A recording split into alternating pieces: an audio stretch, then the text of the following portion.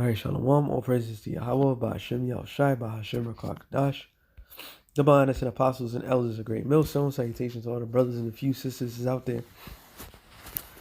Unto the Israelite foreigners from the seed of Abraham, Isaac, and Jacob. Shalom in Hebrew, which means peace. Quick show to the spirit of Yahweh Shem Yahushai. Find this article interesting. I'm going to read some of it and I'm going to skip down to the point that I want to get to. And we're going to just break down from there. It says, is Western United breaking apart? So when I was looking at this article, I was like, wow, this is interesting. And it's clearly, when you read this article, which is a long article, that's why I'm not going to read all of it. Yeah, brothers can read it for yourself. It's an RT. Pretty much is the indication of how fraudulent and weak the EU and the US are. The way they're making the media spinning, the US and the NATO are, united together. But when you read this article, it makes sense. And this is the Lord is doing. The Lord, which we all know what's going to end up happening. Let me read some of this, and it says, is Western United breaking apart, with European nations increasingly split over Russia?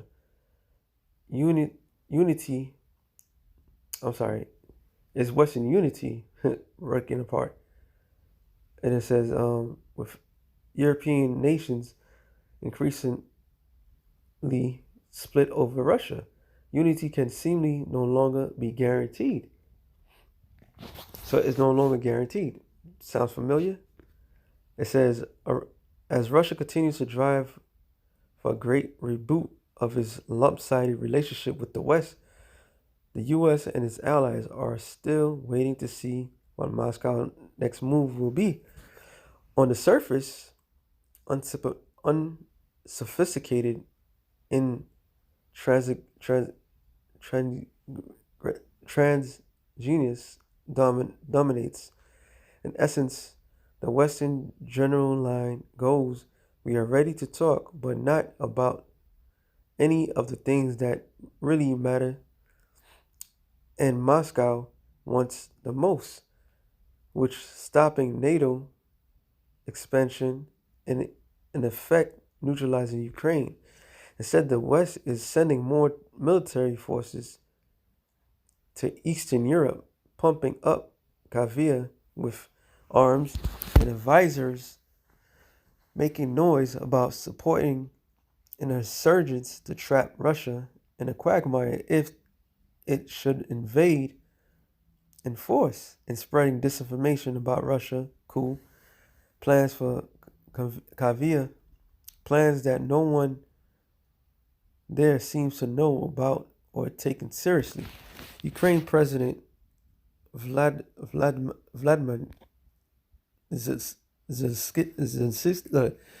Zelensky, meanwhile, says the time has come to make a transition to offensive action, disturbingly implying that he may be ready to start a major escalation, perhaps in the self-defending style of former Georgia President Mikhail,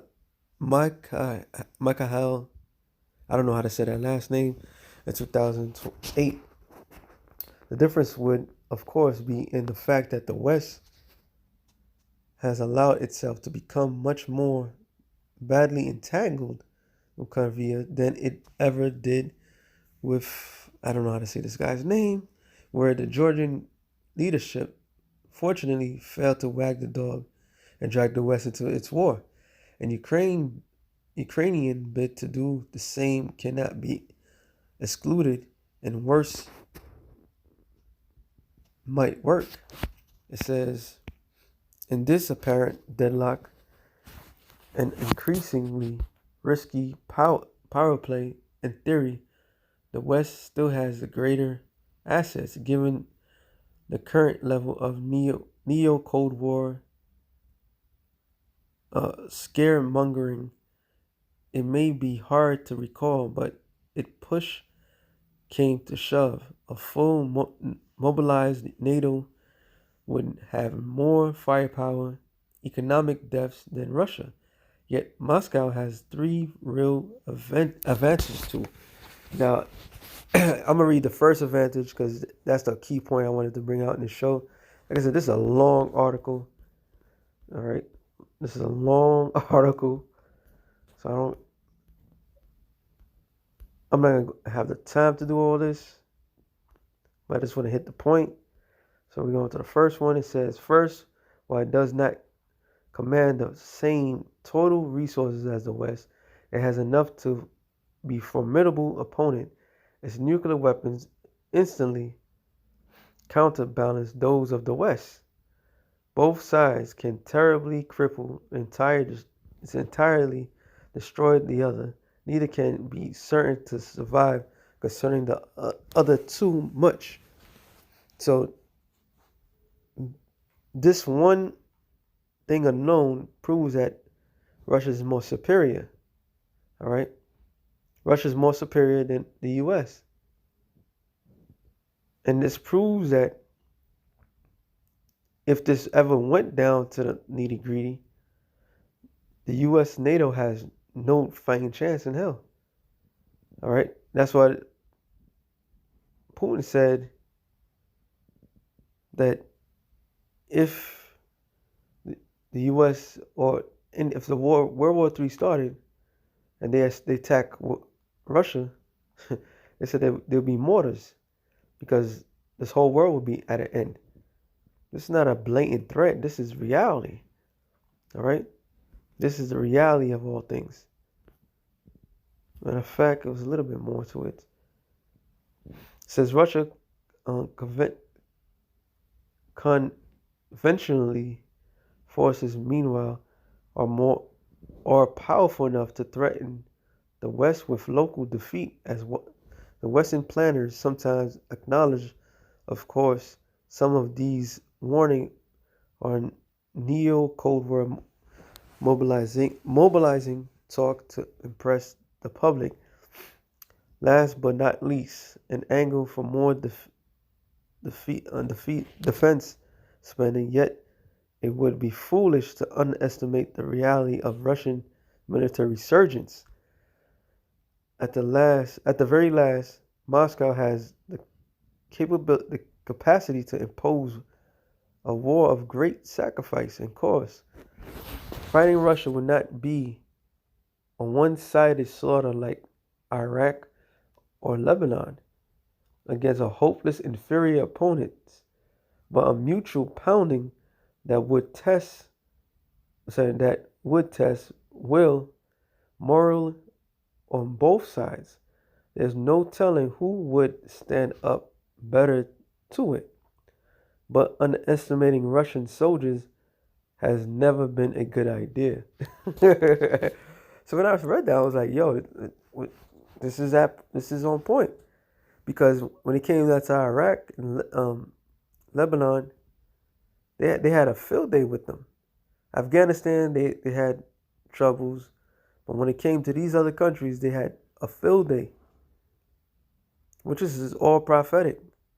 All right, and I'm just gonna hit to the scriptures with this one because it hits the hammer to the nail. It proves that this is the rival of America. Matter of fact, let me just go to Jeremiah. Let me go to Jeremiah. Jeremiah 50. Let me start at Isaiah actually. Isaiah 13 and 17. Behold, I will stir up the Medes against them, which shall not regard silver. As for gold, they shall not delight in it. Then look up the word stirred up. This is I war to rouse oneself awaken in sight, to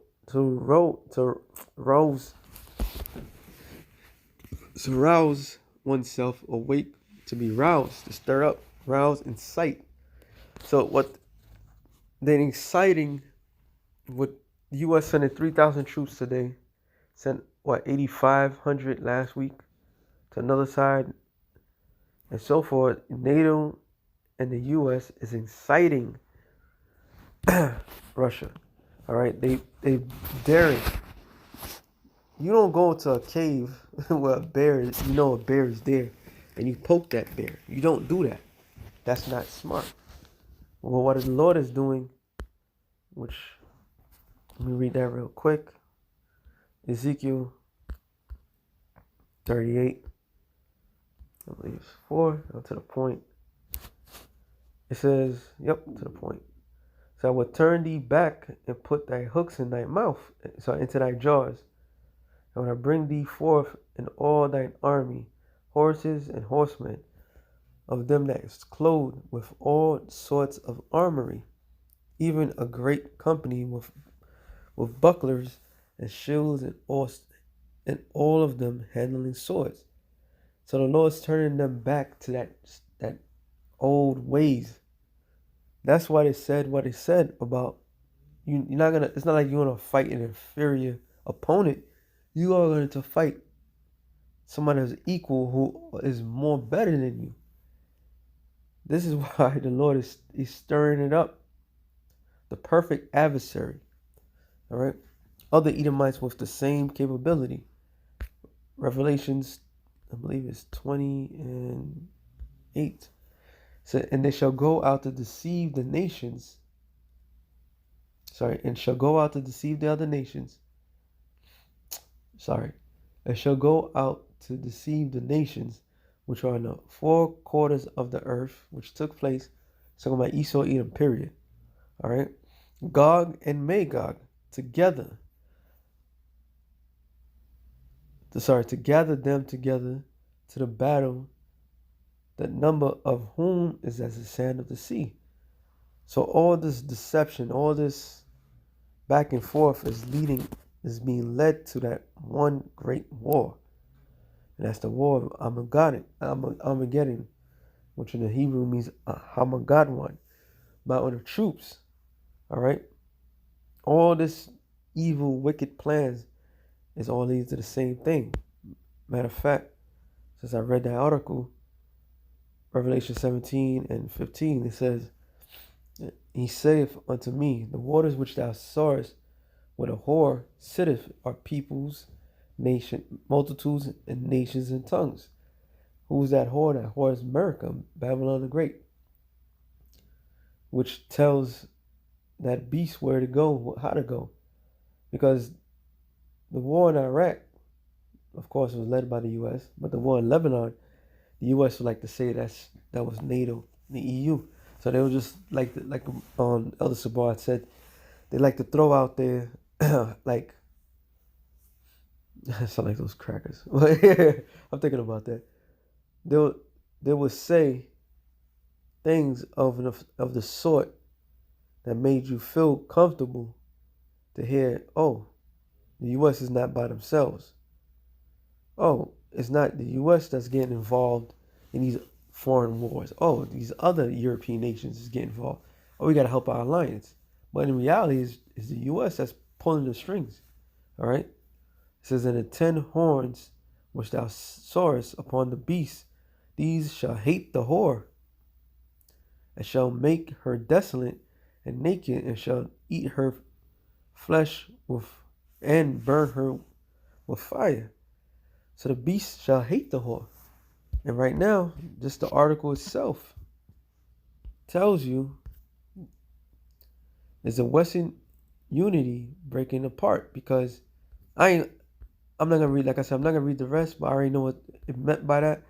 Because you have all these European nations who has business deals with Russia.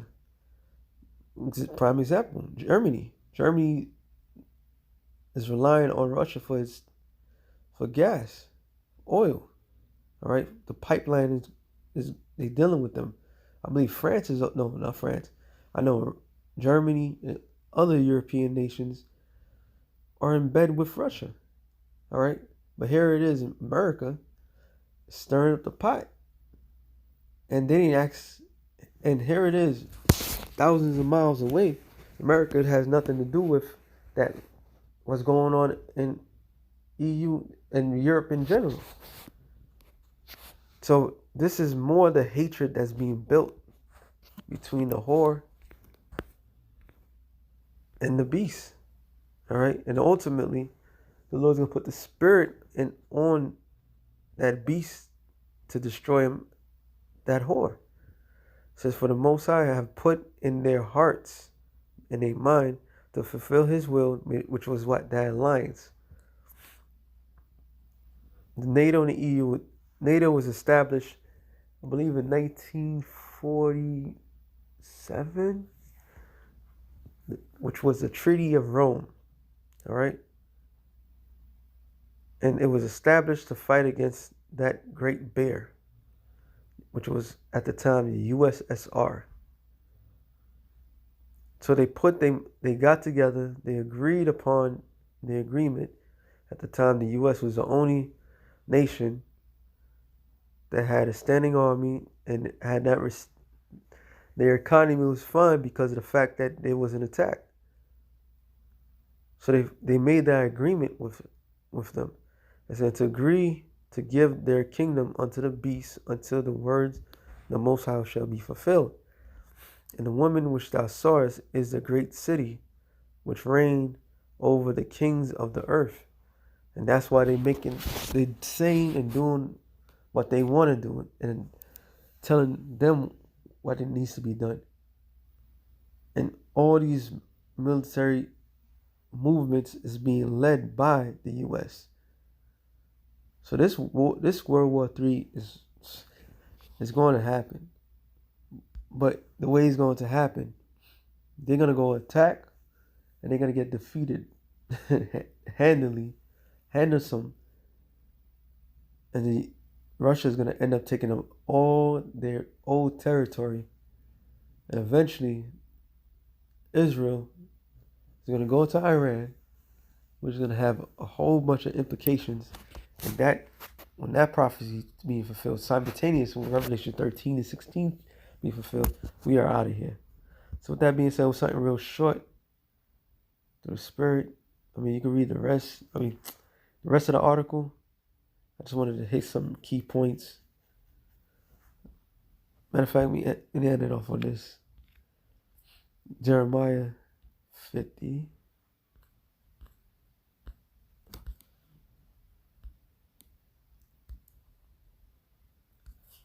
Jeremiah 50 and 14. Put yourself array against Babylon round about, all ye that bend the bow. Shoot at her, spare no arrows, for she have sinned against the Lord. Shout against her round about. She have given her hand, her foundation are fallen, her walls are thrown down. For it is the vengeance of the Lord, taking vengeance upon her, as she have done, do unto her. Okay, so with that, shalom to the elected nation Israel. Shalom.